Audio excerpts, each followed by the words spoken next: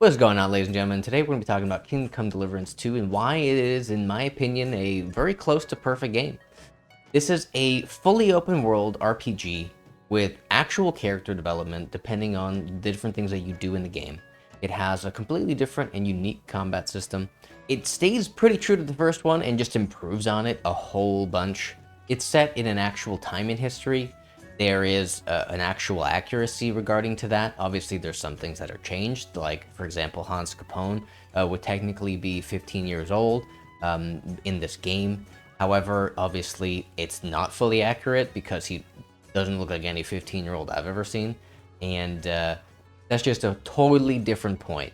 However, the long story short is that he is not 15 years old in the game, and neither is your character. All right, so now as for the character development and just kind of the way you want to play the game, so you can either play the game as a morally righteous person, does nothing wrong, very pious, etc., or you can go anywhere essentially to pretty much touching villainy.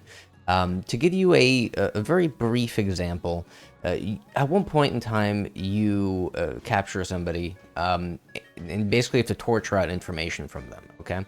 You can either get the information via just regular talking to them and passing skill checks, or you can torture them to get the information. But for example, if you torture them too much, they actually die. Or you could just go ahead and not get that information, and at which point you'll actually basically not get whatever you need. And after that, you can either say, okay, great, I'm gonna basically burn this whole village to the ground, or you can actually put a stop to it. So it really depends on how you really want to play the game, and the characters and the NPCs around will react to your decision, and it'll actually have an impact on what you're doing and how you're doing it. And they'll actually be able to further different storylines or not, and different progression quests. And it's really, really well done the way they actually ended up putting this in. And I think that is a really phenomenal feat for them to have done this way. Now let's take the combat in this game. The combat in this game is amazing, and you can kind of choose where to take things. You can either fight your way out, you can just go sword and shield, and you can, run through an enemy camp and try to take on 10 people at the same time, which is going to be really hard, even if you are maxed out on your sword shield skills and have the best armor and everything. You can try to assassinate some people while they're sleeping. You can, archery, try to shoot one or two of them down before you go in melee. You can go on horseback and try to kill people from the horse. There's so many different ways of kind of going about it. Hell, I mean, you can even talk to them and say, I surrender. And then you can literally negotiate with them instead of trying to fight them. So if you're going to try and do like a pacifist one and you're like fully stocked up on like your charisma gear, you could even just go and try to get out of sticky situations by literally just talking your way through it. There's different things with NPCs. So when you're fast traveling, you have a potential to essentially meet different people on the road, whether they be bandits, wolves, people just on the side of the camp who want to play dice with you. You can have, and then just little tiny interactions. So I'll give you an example. There's a guy that you meet who's a vagabond who basically lost everything in the first act, and you can either choose to give him 100 gold or not. And if you give him 100 gold, you can meet him way later on in the game. He randomly comes up to you and says, hey, you helped me when I needed it. Here's your money, here's interest, and here's another item. You can even meet a guy who is like, hey, I'm robbing you, I'm really sorry. And if you pass the skill checks and you do the dialogue correctly, he'll give you a quest to get back his armor and his horse because he's actually a knight and he lost it in a duel. Because he felt like something wasn't right. And you can either help him, you can not help him, you can either choose to steal his stuff back, you can choose to duel the knight who has his stuff. There's so many different options of how you go about tackling quests. Also, while we're on the subject of quests, there's like 150 quests in this game, pretty much ranging anywhere from finding a murderer who is like murdering women in the street, to robbing crypts, to helping a con artist, to helping a brothel stay in business, to being a wingman to a guy who doesn't even speak the same language as you. Hell, there's even a quest where you get so drunk you start speaking Hungarian and hallucinating. Like, the range of the different quests is insane, especially when they don't really feel repetitive. Like, yeah, sure, you have like your general, go here, go steal that, but it's never quite that simple. There's always a little extra nuance. There's always a little, okay, well, you can handle it this way or that way, or you can have different outcomes to them. I don't really want to spoil anything, but there's so many different outcomes to quests that, yeah, sure, you can complete them, but maybe you didn't get the correct quote unquote ending of the quest, or maybe you didn't look into this part, or talk to this guy, or do everything possible, or maybe you didn't even pass the check, so you can't even figure everything out. So just the dynamic diversity of that is crazy. Now, in terms of the historical setting and the events that happen in there, they're pretty much loosely tied into actually what happened. And there's a whole codex on what happened and just different historical tidbits on, oh, this city and, oh, this guy, and you know, this is how bathhouses were back then, and this is how people played dice, and just different random tidbits that if you're like, ooh, I really like this character, you could literally go and find out about them. And I think that's phenomenal.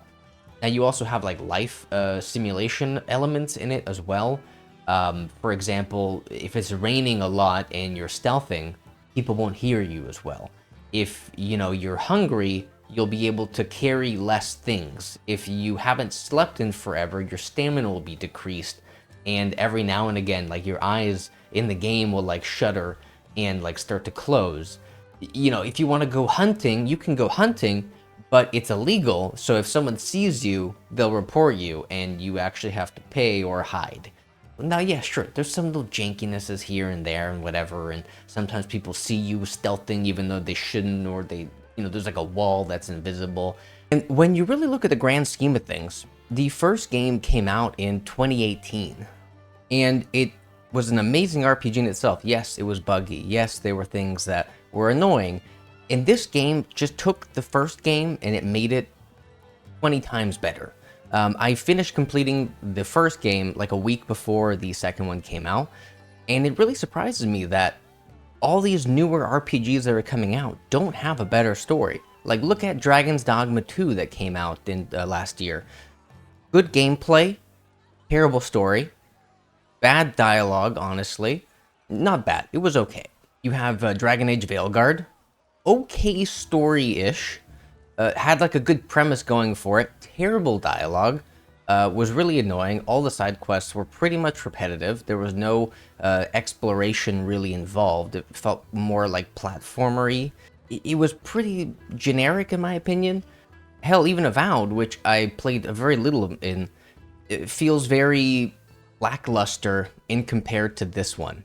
It's just the amount of detail they ended up putting in this game is crazy, just because of one studio really caring about the game and really just saying, hey, I don't care about social politics, I don't care about agendas, I don't care about this or that.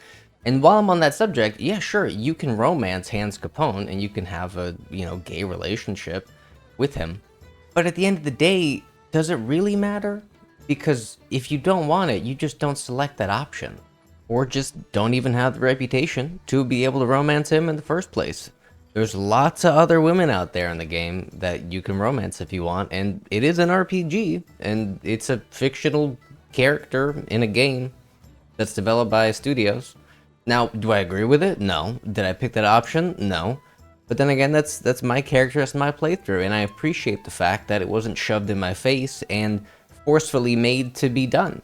And I appreciate the different characters that they give you in order to actually have a fictional character and world building of your own that you want to create and that you have. All that being said, from all the best RPGs of the last like 5-10 years, so you got like The Witcher 3, you got Baldur's Gate 3, you got Cyberpunk 2077, you got Xenoblade, Elden Ring, Metaphor, Final Fantasy VII Rebirth, Yakuza Like a Dragon. Those were like the best ones that I've played. This game is around there. It does some things better, it does some things worse, but all in all, phenomenal game, 100% worth it. And if you actually look at the stats and the numbers, I'm going to pop them up on the screen here. They did a better job with less money, less resources, less time spent. If you go to their Twitter, if you go to the Reddit, they just want to make a good game. They don't care about politics and whatnot. And if you're really, really, really going back to this whole gay thing, people were gay in the 13th, 14th century. Just look at documentations on Alexander the Great, on the Romans, even on the Saxons and the Anglos. Like, a lot of people were gay back then, whether we agreed with it or not. Obviously, they didn't get married, but they did have some of those relations.